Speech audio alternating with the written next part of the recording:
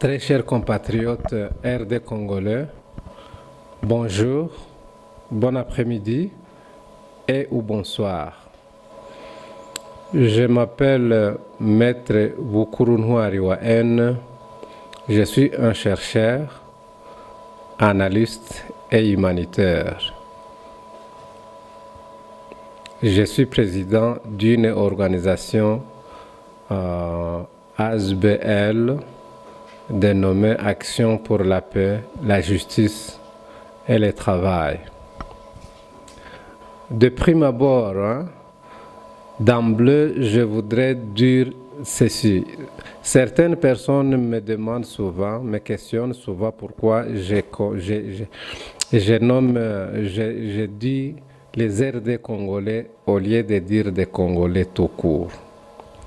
Nous ne sommes pas des Congolais. Vous tous 80 millions sauf moi, je n'ai pas de problème. Il ne faut pas s'aimer une confusion pour que les gens ne puissent pas comprendre et différencier, distinguer un Congolais brazzavillois à celui de Kinshasa. Notre pays ne s'appelle pas la République du Congo, non. C'est la République démocratique du Congo. Pourquoi omettre démocratique? Alors, en abréviation, nous ne sommes pas des Congolais, nous sommes des RD congolais. Je viens ce jeudi, pour faire une petite communication. Le chapitre de ma communication s'intitule ainsi. Très chers compatriotes RD congolais, ne mettez pas la potentielle balkanisation sur les épaules de Banyamulenge. Je vous exhorte encore une fois. Ne mettez pas, très chers compatriotes, ne mettez pas sur les épaules de la potentielle balkanisation en République démocratique du Congo sur les épaules de Banyamulenge du Sud Kivu, RDC. En effet, depuis que son éminence le cardinal Fridolin Ambongo est déclaré, après avoir visité le Nord Kivu, est déclaré ostensiblement qu'il y a un plan de balkaniser notre pays. Alors, étonnamment, les langages, les langues et les yeux n'ont vu que les Banyamulenge. Étonnamment. Son éminence cardinal Ambongo n'a pas parlé que les Banyamulenge ont un plan de balkaniser un pays. Non. Il n'a pas dit non plus que les Banyamulenge sont des agresseurs de ces pays. Non. Mais alors les Bitakwira, même si Bitakwira n'a pas prononcé, mais il a dû créer une organisation qui va défendre, qui va empêcher la balkanisation. Au moins lui. Mais un honorable. Vous savez, le pays a un malheur. Ce pays a un malheur. Ce pays, la République du Congo, a un malheur d'avoir des députés comme Jean-Claude Mugomberwa Missare, un Burundais paraît-il. C'est un malheur. À 2 mois de son mandat de 5 ans, il avait déjà écrit des lettres insupportables, incorrectes, entièrement incorrectes. Et Missare a sursauté dans une interview qu'il a accordée à une radio, je pense Les Messagers. Non, il faut demander la balkanisation à Michel, au colonel Michel.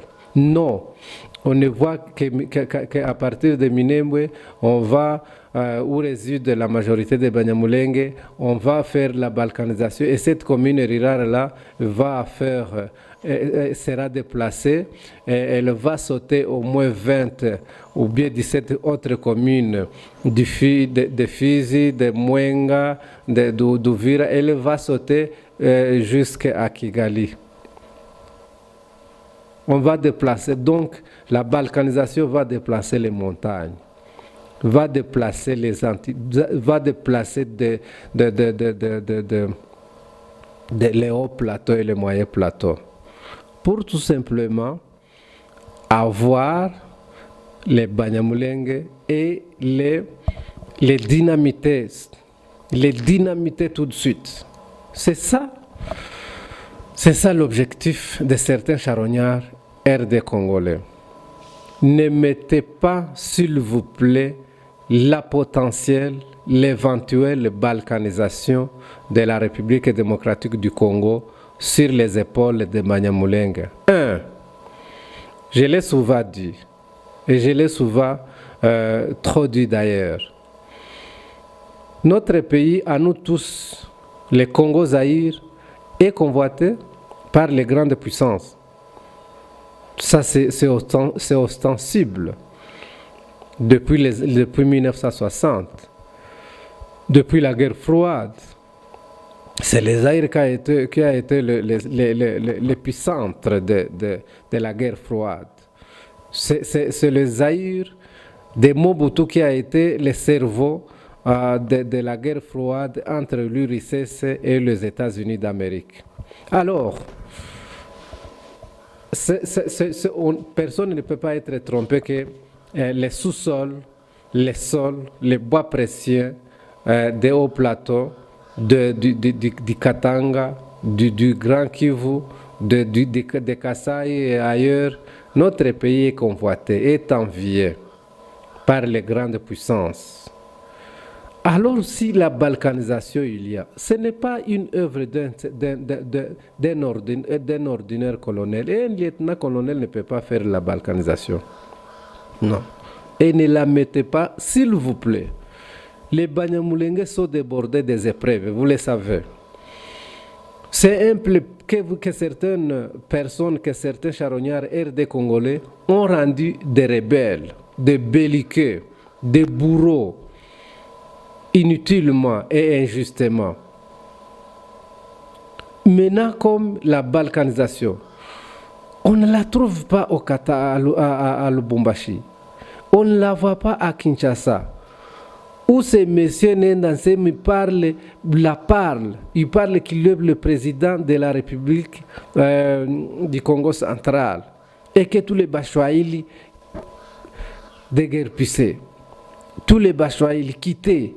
Chez moi qui suis le président de la République du Congo central, il n'y a pas une petite plume qui a été déjà versée pour lui. En capitale, non loin de Gombe.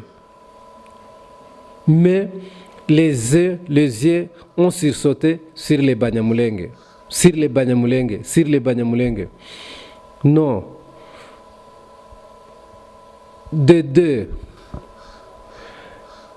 S'il y a une communauté qui a démontré sa docilité exemplaire en aimant sa patrie depuis 1885, c'est sur les Banyamulenge. Mais c'est méconnu. Parce que c'est 1 million, c'est moins de 1 million, mais parce que les autres 79 millions qui restent, ou 70 millions, ou des ethnies entières, considèrent les Banyamulenge comme des étrangers, des envahisseurs, des gens qui amènent à côté d'autres envahisseurs de la région. C'est pas vrai.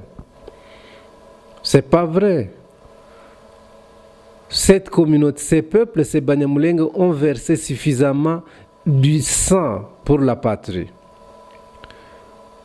1893, 95 jusqu'à 1903, quand la rébellion, quand la révolte faussement dite de Batetela éclata, depuis le Louabourg, elle a chuté par Ichangi, J'ai dit le côté est. Elle a acheté en juillet 1896 par échange. Là où le lieutenant Shadrach, belge, a tiré sur Bissangwa et a tué Bissangwa et une colonne qui dirigeait une colonne de vaillants rwandais qui voulaient défendre leur intégrité territoriale que les Belges et les mités qui fuyaient la force publique avaient pu pénétrer dans le Rwanda ancien. Les mités et leurs dépendants sont entrés à Kamembe, Kyangugu à échanger. C'est là où ça a chuté. Et cela a provoqué un mésentente, un grand contentieux entre l'Allemagne et la Belgique. C'est d'ailleurs l'une des raisons qui a poussé qu'on revoie les frontières qui ont été définitives depuis le mois de mai 1910. C'est l'une des raisons. Alors là, je n'entre pas dans l'histoire profonde, mais je disais, quand la révolte des Bateteurs, cette guerre est arrivée à Kasongo, à Baraka, à Uvira, les Banyamulenge comme tribu, comme communauté, ils ont décidé de se ranger, d'être à côté de la force publique d'alors. Ils ont perdu colossalement de gens. Au moins, j'ai 5 personnes tuées et de blessés, le vache et rasier. Mais il paraîtrait, je suppose, je ne peux pas affirmer à 100%, mais il paraîtrait que certaines tribus entières avaient opté de se rallier aux mités. Mais la guerre a chuté à Kamembe où les mités et leurs dépendants sont arrivés en juillet 1896. Nous avons fui aussi. Et nous avons tout simplement les réfugiés de 59-63, les Congolais, les aires des Congolais, nous avons fui, nous continuons à fuir. Et nous avons fui à cause des guerres, non pas déclenchées par les Banyamulenge, mais par les Babembe et les Bafuleurs en 1964. C'est la flux. On a fui vers la Tanzanie, Burundi, le Rwanda et même ailleurs. Alors je disais que là, les Banyamulenge ont démontré la docilité exemplaire pour l'amour de la patrie.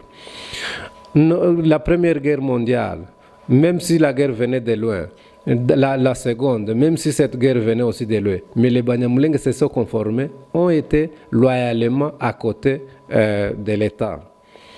En 60, même chose. En 64, n'en parlons pas. Ils ont défendu l'intégrité du Sud Kivu. Ils ont été à côté de l'ANC, de la force publique que dirigeait le général, le lieutenant-général Joseph Désiré Mobutu avec le régime de Kasavubu. Ils ont montré la docilité la plus exemplaire. Dans la guerre de Chikram, exemplaire, à côté de l'État. La guerre de Moulélé, c'est les maquis de Moulélé, Kwilu, Kwango, dans les Bandundu, c'était très loin. Mais c'est une guerre qu'on ne parle pas parmi les guerres qui ont déchiré ces pays. On ne la parle plus, on ne la dit pas. Alors, en 1996, quand leurs amarres avec le général Mobutu, quand Mobutu venait de les trahir, en amenant Léonard Nyangoma Burundi, en convenance avec le gouverneur Pasteur, les ministres, les vice-gouverneurs, quand ils ont décidé de nettoyer les Banyamulenge, alors les Banyamulenge se sont ralliés à l'AFDEL. Et de là, l'histoire est connue. Ils ont perdu. C'est la communauté, je vous le dis encore, c'est la communauté qui a perdu beaucoup de personnes, plus qu'une autre communauté, en termes de tribus. En termes de tribus, c'est les Banyamulenge qui ont payé les coûts humains les plus chers. 98. Ils ont perdu, on le sait, ils ont perdu beaucoup. Ce n'est pas à cacher. Même aujourd'hui, ils sont sous un génocide originel et sui generis. Des barbares burundais, Red de Tabara, FNL Palpeutu et Forebu. et coalisé avec d'une coalition génocidaire de Maïmaï et Yakutumba et Bouila, Mouchombe et tout consort. Les Banyamulenge, vraiment, ils sont débordés. Très chers frères, compatriotes et RD Congolais. Hein? Ils sont vraiment débordés par des guerres dont vous les amputez, mais qui ne sont pas les leurs. Mais curieusement, la guerre de 1996, c'est une guerre de libération. Mais celle de 1998, elle devient de l'occupation, de l'agression. Ça fait sourire. Ça fait sourire. Les mêmes acteurs, les mêmes causes, les mêmes provenances, hein, les mêmes provenances, mais l'une est sacrée, l'autre est satanique. Ça fait sourire. Et puis, moi j'ai quelques petites questions. Est-ce que nous ne sommes pas en train de confondre l'occupation, l'agression, les guerres d'agression et d'occupation par la balkanisation? À supposer par impossible, ce n'est pas les souhaits, mais c'est supposément. Un pays prend une province ou deux et l'occupe. Et c'est ça la balkanisation? C'est ça la balkanisation. Je suppose que la balkanisation, c'est quelque chose qui peut naître à l'intérieur d'une entité, d'une province où toutes les communautés se sentent mal à l'aise ou se sentent d'être autonomes de la part du gouvernement central. Mais tout est devenu confus, on ne sait plus quoi faire, quoi dire, quoi distinguer. Honoré Zamboko Atumba, depuis qu'il a perdu le pouvoir en 1997, il est devenu un phénomène tout autre. La balkanisation, ce sont les Banyamulenge. Et pour lui, les députés nationaux, hein, la gorge serrée, les jeunes veulent même se suicider. Et amputer la balkanisation au Banyamulenge, s'il vous plaît, ne mettez pas l'éventuelle balkanisation sur les épaules des Banyamulenge. Ils sont suffisamment chargés par des épreuves. Ils sont aujourd'hui sous un génocide outrancièrement chargés. Ils sont aujourd'hui sous un génocide originel, sui generis. Alors, mettez de côté les Banyamulenge. Hein? Les années à la première heure, 5 jours après l'indépendance de notre pays, soit les 10 jours, les 11, nous avons vu la sécession katangaise, la sécession du sud du Kasaï et autres. Hein? C'était des sécessions qu'aujourd'hui vous ne parlez plus. Mais dès que le minant cardinal a déclaré, a prononcé, a mis au point qu'une balkanisation serait en cours, alors ça devient maintenant une aubaine à certaines personnes, à certains personnages, à certaines autorités, une aubaine à plusieurs RD congolais pour dynamiter les Banyamulenge. Ça devient encore une épine. Commune Minembwe, une épine. Balkanisation, il n'a rien à voir. Les Banyamulenge n'ont rien à voir. Les Banyamulenge n'ont pas. Je ne parle pas au nom des Banyamulenge, je parle en tant que chercheur. Je parle en tant que chercheur et analyste. Je parle parce que la Constitution et les lois de mon pays me l'autorisent de parler. J'ai le droit d'expression. Je regarde mon pays. C'est moi qui l'ai évoqué. J'ai évoqué la balkanisation en 2004. Et j'en ai parlé à une grande chaîne de radio à renommée mondiale. Non pas pour la souhaiter, mais pour, quand j'ai décrypté l'avenir de mon pays, j'ai vu que les grandes puissances envient notre pays. Une balkanisation pourra être effectuée. Maintenant qu'elle soit imminente, elle n'a rien à voir avec les Banyamulenge, mes bien-aimés. Elle n'a rien à voir. Même, il n'a rien à voir au Banyamulenge que certaines grandes autorités ecclésiastiques, même un grand évêque, le premier chrétien de Kikwit, appelle les Banyamulenge de morphologie douteuse. Morphologie douteuse. Tout ça, les Nyamuhombeza Ombe nient catégoriquement l'existence de la tribu Banyamulenge. Alors cette balkanisation, comme elle est arrivée, comme on la voit venir, ce sera une aubaine aux génocidaires, maintenant d'éliminer, d'effacer, d'achever si vite cette communauté au nom de la balkanisation. Que vous leur imputez, les Mulongecha ne sommeillent plus. Mulongecha, docteur Malonga, les guérisseurs Malonga, mais avec aussi des autorités militaires, de grands renommés.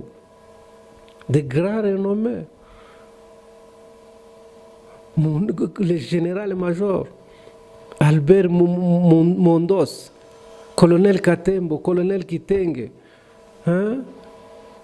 les Mulongecha des États-Unis, les Rumonge, Rukeba Rumonge des États-Unis, qui adorent à outrance les génocides, qui l'adorent, les génocides en cours contre les Banyamulenge. Il les loue, il ne cesse de les louer, il adore, il adore.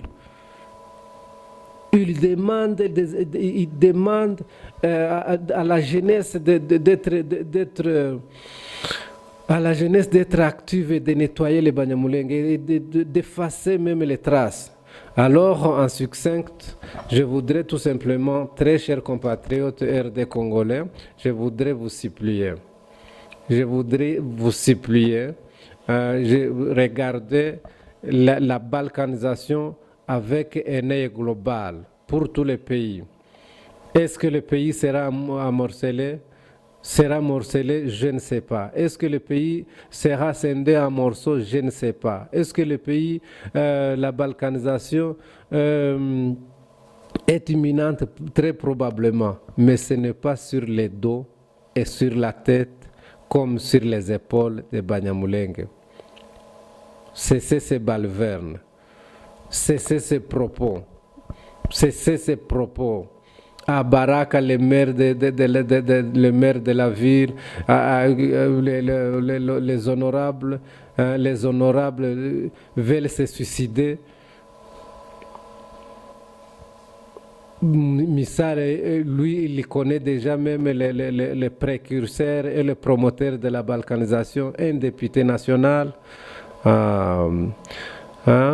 Alors, je voudrais tout simplement, j'avais tout simplement les soucis. Nous vous prévenons. En 2017, au mois de septembre, des intellectuels Banyamulenge, Maître Bukurunwari et Pasteur Muhoza Nio Félix, nous avons prévenu au monde. Nous leur avons dit que les jeunes, les drames que certaines personnes appellent la guerre intercommunautaire, qui n'était pas une guerre qui n'a pas été une guerre communautaire, qui n'a pas même été une guerre, mais cette guerre-là, c'est le début d'un génocide. Maintenant, 2 ans après, c'est un génocide. Tout fait au maximum, un génocide maximal. Et qu'aucun État de Durban au cœur, d'Algérie, d'Alger à Tananarive, de Conakry à Addis Abeba, Centrafrique, la CPGL a abandonné les Banyamulenge, l'Union africaine a abandonné les Banyamulenge, l'Union européenne a abandonné les Banyamulenge, l'Organisation des Nations Unies a abandonné les Banyamulenge. Alors, avec toutes ces épreuves qu'ils ont aujourd'hui, n'en ajoutez pas une autre. N'en ajoutez pas les prétextes ou bien la potentialité de la balkanisation qui est à l'horizon. Si elle est là, allez demander, moi je suppose qu'il faut aller à Washington, Paris, Bruxelles, Londres, Pékin, Moscou et ailleurs, mais pas à Minembwe. Pas à Minembwe. Pas un lieutenant-colonel, Munyamulenge ne peut pas franchir, ne peut pas. Et le lieutenant-colonel, l'Abdoulaye, colonel Moufouler qui est à Milimba, qui a fait la défection. Lui, parce que c'est Moufouler, lui ne peut pas provoquer la balkanisation. Les Banyamulenge aiment leur pays à outrance. Ils n'ont que le Congo-Zaïre comme pays, comme origine. C'est une communauté autochtone d'origine RD congolaise et de cette souche-là. Merci beaucoup. Vous étiez avec Maître Bukuru Ntwari, un chercheur, analyste humanitaire. Merci beaucoup.